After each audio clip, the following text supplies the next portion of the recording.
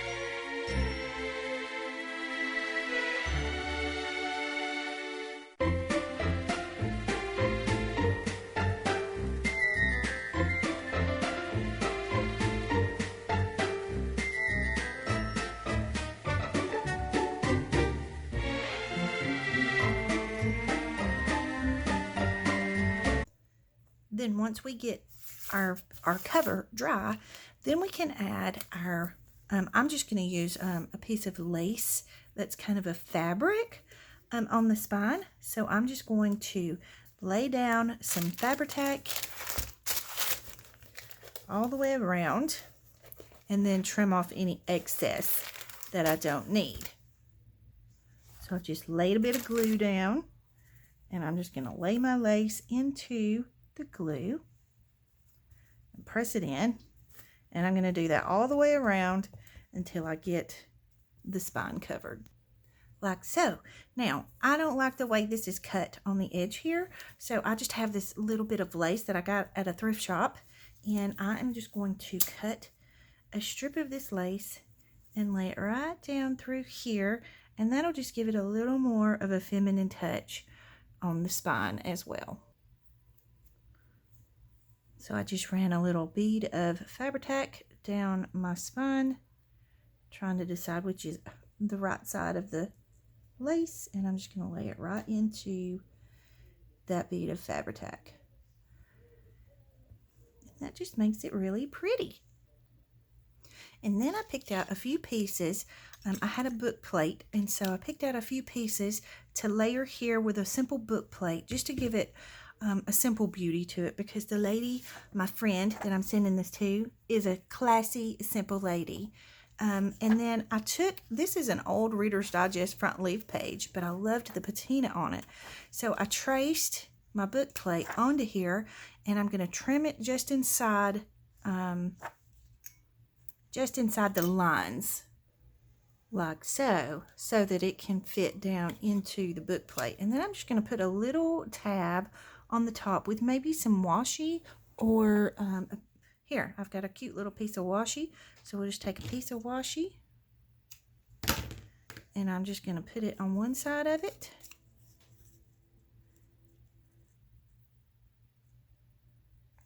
like that. Whoops. And then I'm just going to fold this and let it stick together, because I just need a little piece of it to stick on the back of this. And this is just to make it a little easier for her to get it in and out of the book plate if she wants to put something on it. Oh my goodness. Okay, like so. All right, and then I thought I would just layer this onto the front of the book. I might need to cut this down a little bit.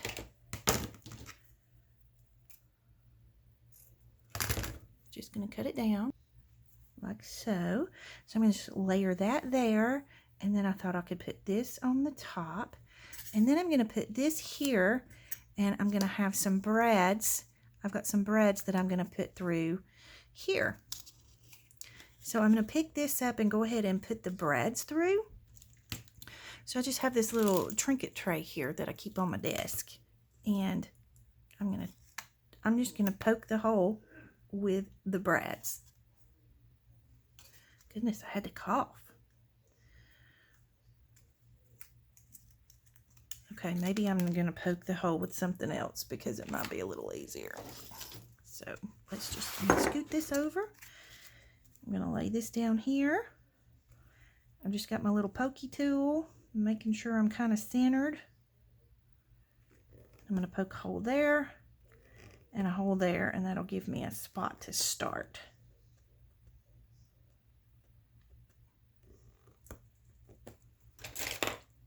Okay. These brads are teeny tiny. They're a little bit hard to hold on to, but that's okay. And I didn't have any cream colored ones, so I'm just using a metal colored one. Okay, turn that sideways like that. And then I'll take these layers, and I'm just going to start gluing everything down into the layers. And then I will glue it down to the cover of the journal, like this. And it'll be super cute. So I'm just going to take my Fabri-Tac, put some on the back of this piece, and the Fabri-Tac is going to kind of go through this mesh material. so I'm not super worried about it. So we're just going to lay that in there, and then I'm just going to lift the edges up and make sure that we're good and stuck down.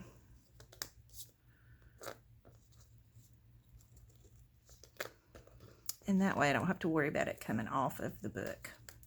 And then I'm just going to load up the very back of it with Fabri-Tac as well.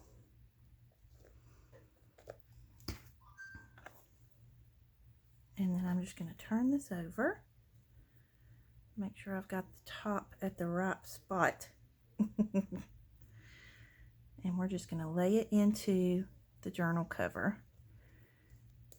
Just make sure that it's good and straight, which it doesn't have to be perfectly straight for me because I'm just not that way. All right, and then I'm going to test my little piece here to make sure it's going to fit okay. Just like so. And then I'm probably just going to stamp the word journal on there, or I may leave it blank, and that way she can put on it whatever it is that she wants on it. Maybe I'll just do that. I'll just leave it for her. She can put her name on it, or she can put the word journal on it, however she wants to do it. But that's a simple, easy cover to do, and it took no time at all.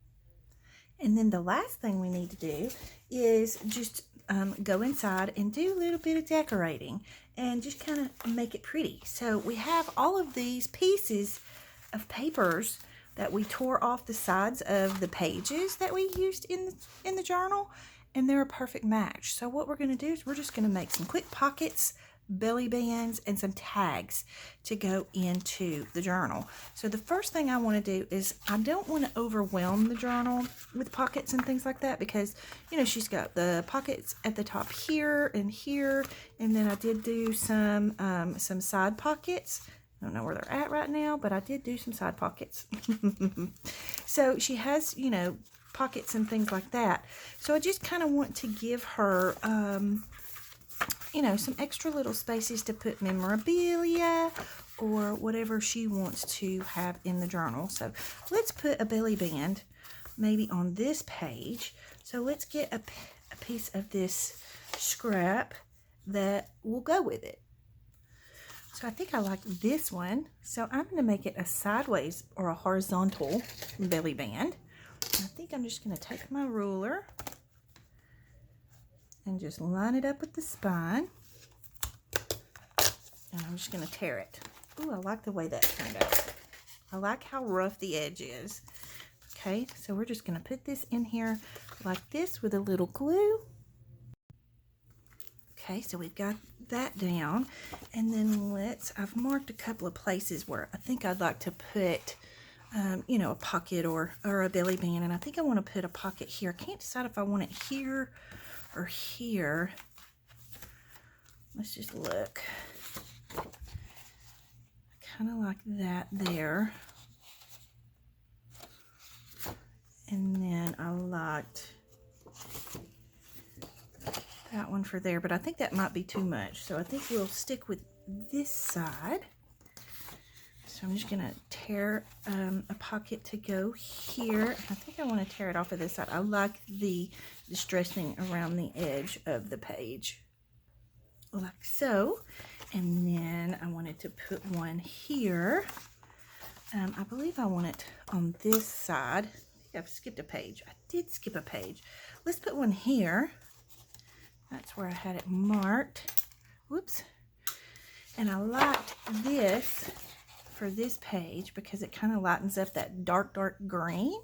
So I'm just going to cut this down and use this one for this page. Like this. So it'll go here like this. And then for this page, I thought it would be fun to have a piece of this up next to the original page that it came from. So I think we'll just make a pocket here for this. So that can go there. Super cute. And then the last place, because like I say, I don't want to overwhelm it with too many pockets, is I thought we could put one here. And I thought about using this piece here. So I think I like that. So we'll put that one there like that. And I think that'll be enough pockets with, you know, the belly band and then the top loading and side loading pockets in the journal. So the last thing I want to do is I want to take some of these scraps and just make some pretty tags to go into the pockets and things like that. So I think what I may do is just let the music play and while I'm making the tags, and then we'll come back for a final flip through.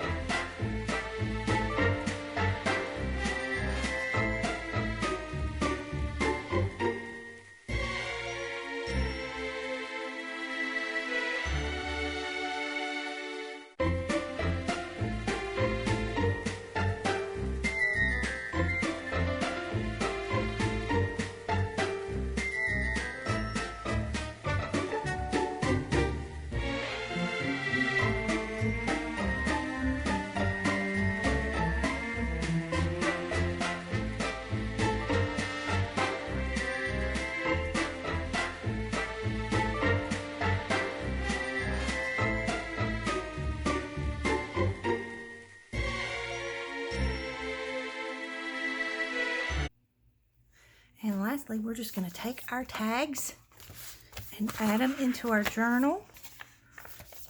Find our belly band. Let's see. Let's put this one in the belly band. Go find our other pockets. Oh, there's one. Almost missed it. And I think it'd be cool to put this one in here since it's a different, it's the same paper, but it's the lines are in a different orientation. I think that's fun. All right, and then we can add maybe this one in here. I like that color with that. And then this one, I think this will be pretty in here because it's the back side of this paper, and I think it goes perfectly with it. So you can just use all of the scraps. Like I made a little notebook out of some of the scraps that I had. So use all your scraps that you tear off of the pages to make the pages and tuck them in the book. And that way you use all your scraps, and your friend, whoever gets the journal, gets some extra goodies to go in their journal and have fun. So that is our quick and easy little altered book as a gift, and I hope you enjoyed it. I hope you make one for somebody that you love, and yeah, I hope you all have a very, very Merry Christmas. Don't forget to like and subscribe. Leave any comments or questions you have in the comment box below. Big hugs.